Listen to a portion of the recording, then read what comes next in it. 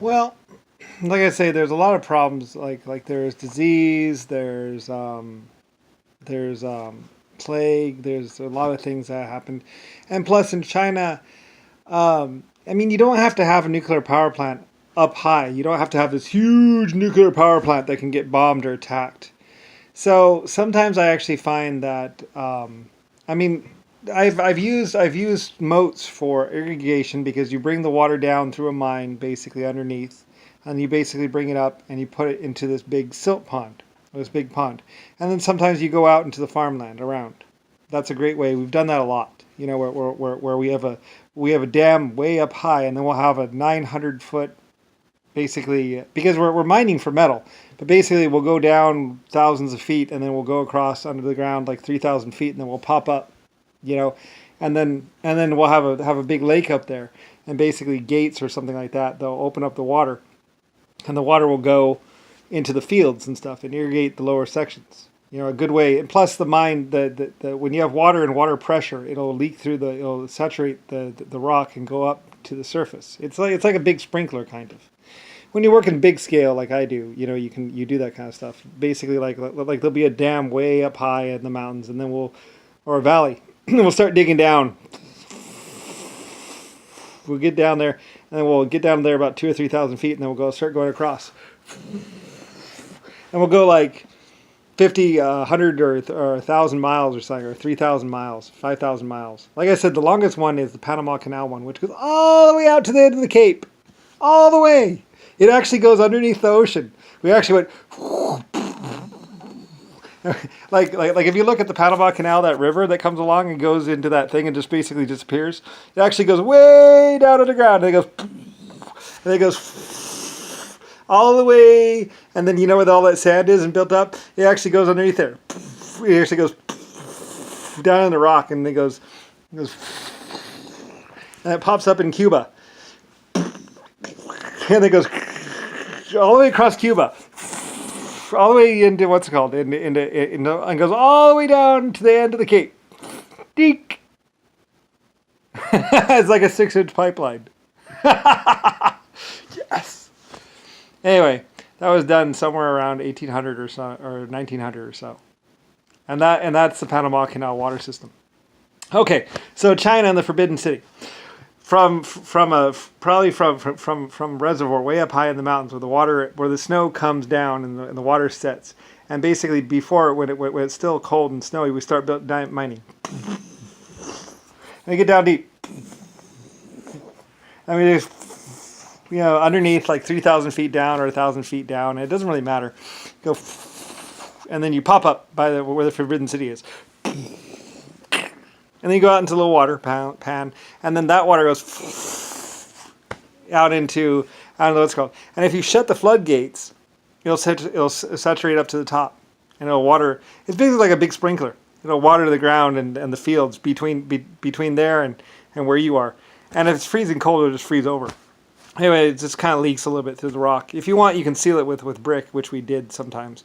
Anyway, or gunite it, basically just stop the water from seeping through the rock. Anyway, you go out there, and the water comes up, and then it goes out, and then if you want to do fields and rice fields around the palace, basically the water goes out. You basically open up the floodgates, and the water comes out, and it saturates the whole valley, all around the Forbidden City. We had to make everything flat and level, and it goes, and it feeds thousands of people, millions of people. And then later on, you know, if you want to say do a power plant or something like that. Another thing is too, we also have power plants off these things too when we're watering. So, but anyway, if you want to do a nuclear power plant, well, you use the water. So, like that's another thing that most people don't understand is underneath a lot of these forbidden cities and a lot of these big palaces, bunker and nuclear power plant. That way it can't get bombed and people can't attack it so easily. But it has been attacked before. Anyway, though, but it supplies power to everyone. And no one knows it's there! Ha ha! Just sitting there for thousands of years or hundreds of years. You know, a nuclear power plant just underground. And it uses the water pond as basically its water treatment. I mean, it's basically its cooling pond. Because you need a lot of space, a lot of area to evaporate all that heat into the air. And then you could do a pretty good sized power plant in there. Anyway, and then just power. I think the Forbidden City might be one of the power plants. But anyway, around China, there's like 5 or 6 spots where it's just basically, and it's like a nuclear power plant underneath the ground. No one knows it's there. Ha ha ha.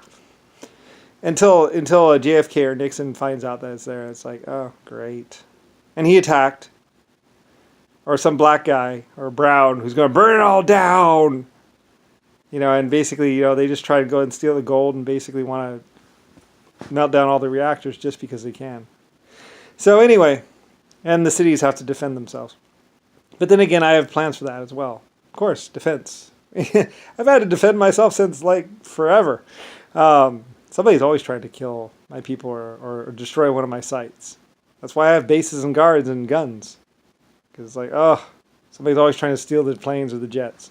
So anyways, under things like the Forbidden City, there's a nuclear power plant down there probably, and it supplies power for the whole city around it. And it does it nice and beautifully. See, in Japan, I wanted to do everything with style. And so me and the Japanese rulers and everything, we sat down and did all this other stuff. And plus, after the carpet bombing and everything else, like Nixon or somebody can just be like, I'm going to bomb you, man. I'm going to bomb you. And like brown, we burn it all down. And black, like a plague, my people are. He was like that. He was like, the black people are like a plague. They spray paint, they steal, and he loved it. Like Mr. Brown used to do this little dance, like this, looking for bombs. Like he'd get all excited looking at the bombs and stuff, because he just wanted to destroy everything. Anyway, that was Mr. Brown, Mr. Blood, Mr. Crips, Mr. Red Pants, Mr. Rapist. Anyway, but that's basically the leader of the Crips and the Bloods, and pretty much who's been leading the black race or whatever. I mean, to me, he was like, my people are like a plague. We come into neighborhoods and we steal like cockroaches and this and that, and just talking about how basically him and his crew had planned to basically destroy everything. That's basically what the Bloods and Crips have been doing, purposely trying to blow everything up and destroy everything, because that's what Mr. Brown and everybody else did. And even the Crips were like, it's Pops, man. He's crazy. And he wanted to like blow up everything. On purpose. So he spent every dime he had bribing to try and destroy a nuclear power plant or try and destroy a dam or something. He just wanted to destroy everything. That's basically what the black people have been doing. Nothing but raping and killing and destroying things and attacking targets. That's it. And trying to get gold.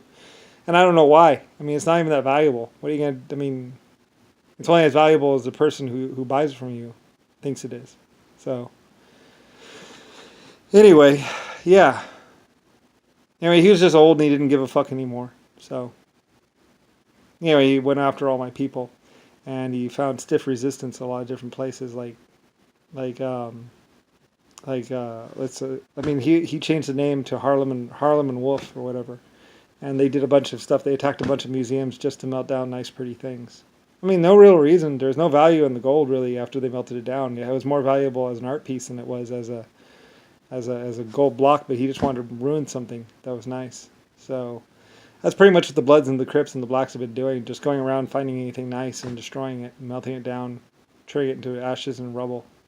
So they hit all the museums, they hit all the gold statues. I mean, there used to be all these beautiful statues and all these beautiful like ornate gold and silver things that were on display.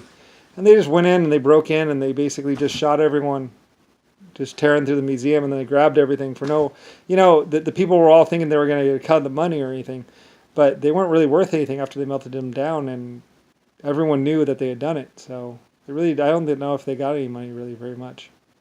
I mean, they had more money with the drugs and everything else than they did with they were just destroying things on purpose. So anyway, so underneath the Forbidden City and all kinds of other places, we hit all kinds of nuclear power plants so no one would see it, so they wouldn't be eyesores, and so nobody could just bomb them. Because in the past, Mr. Brown and all the others were like, I want $50 million or I'm going to bomb it. I'll find a way. And if they could get it. They'd get a jet and try and fly it into a nuclear power plant, or get a tank and to try and just shell it just because. His way of whatever.